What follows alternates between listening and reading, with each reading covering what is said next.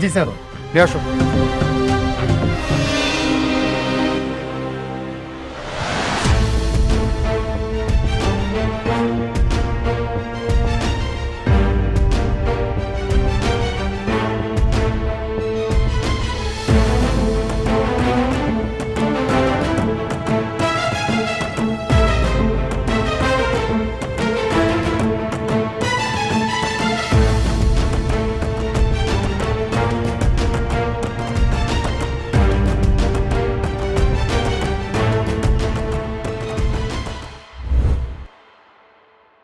ধরে নিয়ে গেছে। কি কি বলছে সব? কেন নিয়ে গেছে? কি করেছো ও? সাইডে কাজ করার সময় একজন অ্যাক্সিডেন্ট করে মারা গেছে, তাই পুলিশ তাকে জেলে নিয়ে গেছে। তুমি তাড়াতাড়ি এই খবর তোমার বাবাকে জানাও। আচ্ছা ঠিক আছে, তুমি রাখো, আমি বাবাকে জানাচ্ছি। বাবা, বাবা, বাবা, আসছে। কি রে মা, কি হয়েছে? বাবা, অনেককে আবার পুলিশে ধরে নিয়ে গেছে। কেন? ওদের কাজের সাইডে নাকি একজন অ্যাক্সিডেন্ট করে মারা গেছে, তাই ওকে পুলিশে ধরে নিয়ে গেছে। কি বলছিস? তাই বলে অনেককে কেন ধরে নিয়ে যাবে? আমি জানি না বাবা, তুমি কিছু একটা করো। পুলিশ যদি আবার আগের মতো ওকে মারে তাহলে ও তো খুব কষ্ট পাবে। তুমি কিছু একটা করো বাবা। আচ্ছা তুই টেনশন করিস না, আমি থানায় ফোন করে দিচ্ছি, এক্ষুনি অনেককে ছেড়ে দেবে। এখন ফোন দাও।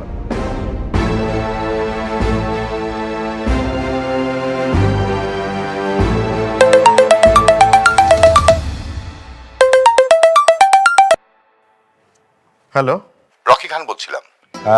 আপনারা নাকি আমার মেয়ের জামাই অনেককে থানায় ধরে নিয়ে গেছেন? হ্যাঁ, এনেছি। কেন? অনেক কি খুনি? সে কি অপরাধ করেছে? হ্যাঁ, ইচ্ছে করে শ্রমিককে ধাক্কা মেরে ছাদ থেকে ফেলে দিয়েছে। কেন সে অপরাধী? শোনেন, আপনার ম্যানেজার আঙ্কেলে যা যা দিছে ওই কাজগুলো ঠিক মতো করবেন, আর আজকের মধ্যে এটা কমপ্লিট করেছে। ম্যাডাম, দুজন গেস্ট আসছে আপনার সাথে দেখা করতে, পাঠাবো? হ্যাঁ, পাঠায় দেন। আচ্ছা ঠিক আছে। জানান, ফাইলে নেন, যান। আসসালামু আলাইকুম।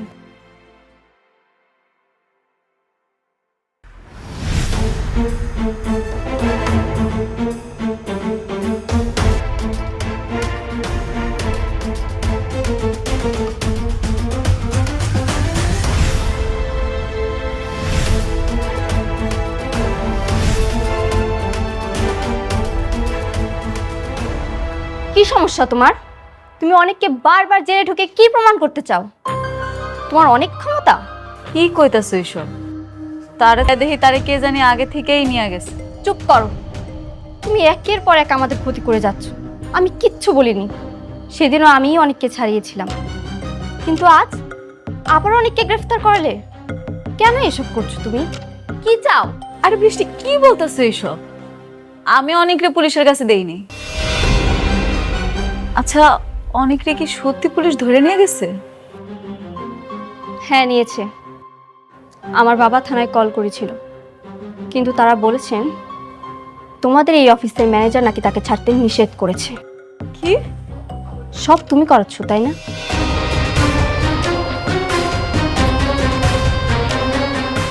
হ্যালো ম্যানেজার আঙ্কেল, একটু আমার রুমে আসেন না প্লিজ। আচ্ছা।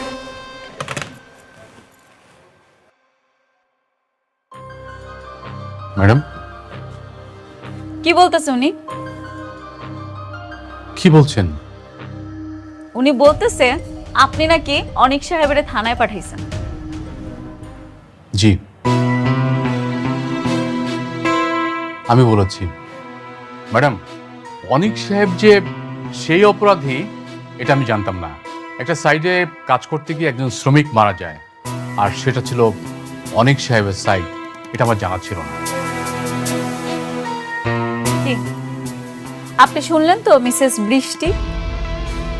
দেখুন, আপনাদের এসব সার্কাস দেখার সময় না আমার নেই। 3 ঘন্টার মধ্যে আমি অনেককে থানার বাইরে দেখতে চাই। যদি না পাই তাহলে শালিমা বিল্ডার্স গ্রুপে আমি আগুন জ্বালিয়ে দেব। চলো।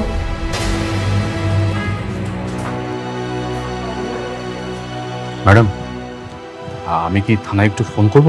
না না না, কোনো দরকার নাই। ওই যে আমাকে নতুন যে প্রজেক্টটা, যেটা খুব ইম্পর্টেন্ট, জি ম্যাডাম। সেটা আপনি শেষ করেন, আমি নিজে থানায় যাব। যদি কোনো সমস্যা হয় আমি আপনারা জানাইতেছি। জি ম্যাডাম। আর একটু সাবধানে যাবেন ম্যাডাম। আচ্ছা।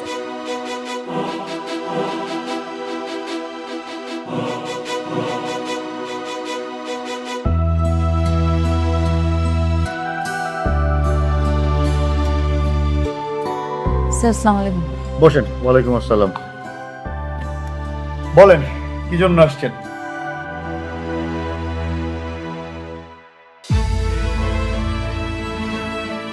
স্যার, আপনি অনেককে ছাইড়া দেন। যে মারা গেছে তার পরিবারের সাথে আমি আলোচনা করব।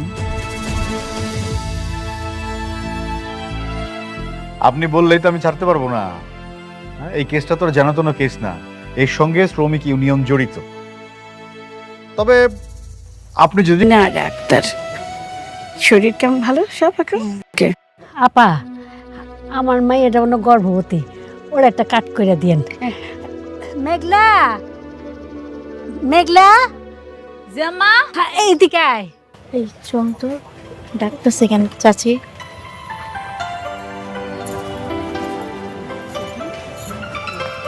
দাঁড়াতে আমি দেখ।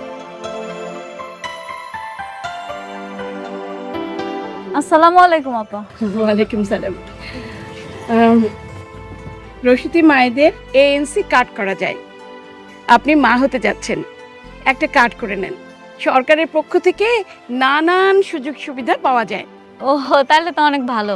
তাই এটা কি হাসপাতালে গিয়ে করতে হবে নাকি এনি করা যাবে?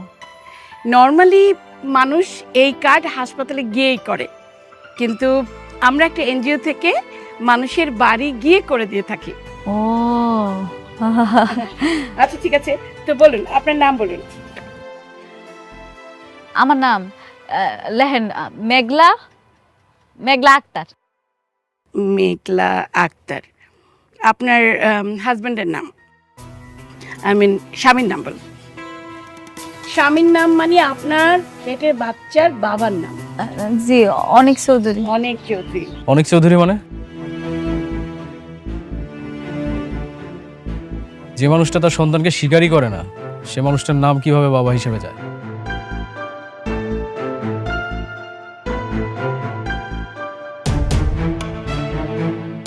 স্বীকার করে না মানে?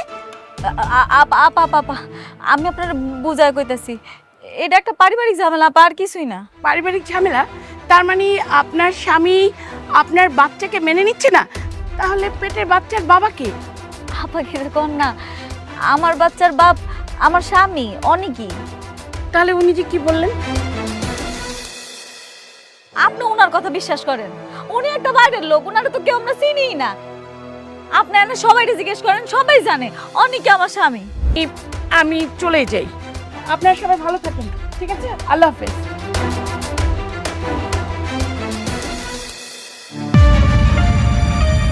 কি এবার বুঝতে পারছেন একজন সন্তানের বাবার পরিচয় কতটা গুরুত্বপূর্ণ?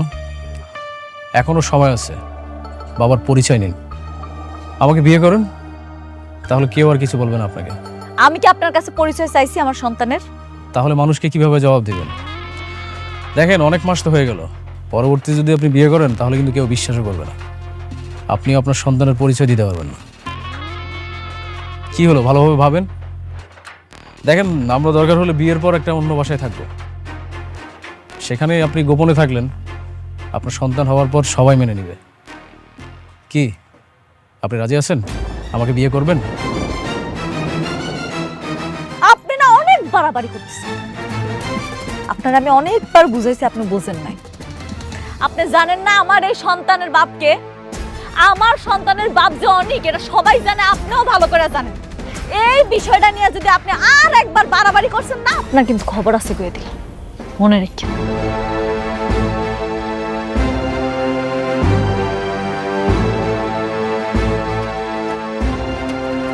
আন্টি, ওকে তাড়াতাড়ি বুঝান, সন্তান হয়ে গেলে কিন্তু পরবর্তীতে আর সন্তানের পরিচয় দিতে পারবো না। ঠিক আছে বাবা, আমরা ওর বুঝাবো না। তুমি ওর কথা কিছু মনে করো না। আরে না, কি বলছেন আপনি? আমি কেন ওর উপর রাগ হয়ে থাকবো? আমি তো ওর ভালো চাই। আমি আবার আসবো, আপনি ওকে দেখেন, একটু বুঝান, রাজি করা।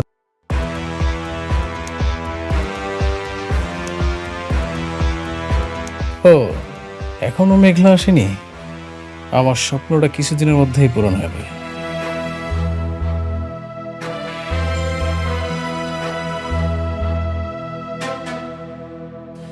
আর এই চেয়ারে বসবো আমি, একদিন এই চেয়ারে আমিই বসবো, আর এই চেয়ারে বসেই আমি পুরো বাংলাদেশ কনস্ট্রাকশনের রাজত্ব করব।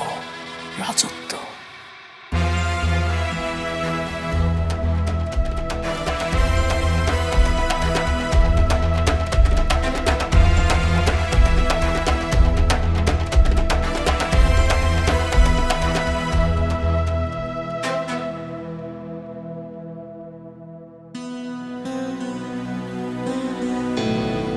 আর শ্বশুর আব্বা, আসসালামু আলাইকুম। আপনি আমার জন্য দোয়া করবেন, হ্যাঁ? যদিও আপনার মেয়ের একটা কলঙ্ক আছে, সেটা আপনার টাকা দিয়ে পূরণ করব।